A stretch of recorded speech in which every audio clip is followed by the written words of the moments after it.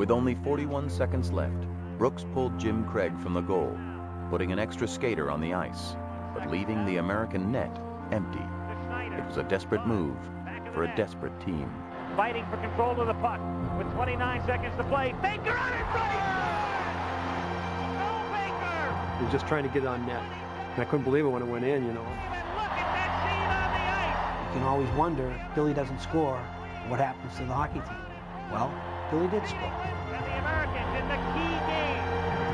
In the first round, tie it up. That was the biggest goal of the Olympics, because if the Americans lose that game, they're virtually out of contention before the Olympic Games start.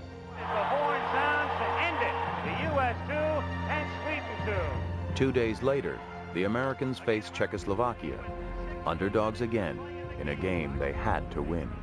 Many people said that the Czechs were considered the second best team in the world and the only team that had a chance to beat the Soviets. Well, we pretty much dominated the Czechs.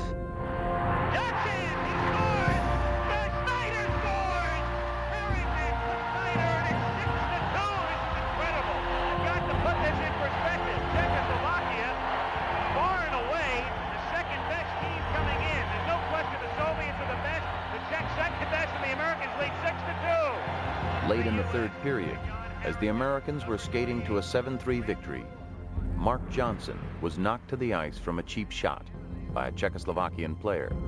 The injured American player right there, number 10, Mark Johnson. As Johnson lay injured, Americans watching on television were introduced to Herb Brooks, up close and personal. Bury that goddamn stick right in your throat. Herb Brooks. It should be a glorious moment. Well, it would be upset. Eat that goddamn go-go 3. If you're going to do something to our guy, I'm going to take this stick and I'm going to stuff it down your throat. People were ready to hear that kind of thing. He would not have sat back and let the Ayatollah stomp all over the U.S. while holding a bunch of hostages. I think that was one of the moments where a lot of people in this country said, hey, we've got a pretty good little story taking place here. We have these fresh-faced kids, got to keep an eye on these guys. And look at this coach. I mean, he's right there, backing his players. Now, you get a tie against the Swedes, you get a win over the Czechs, and you can sense it starting to build.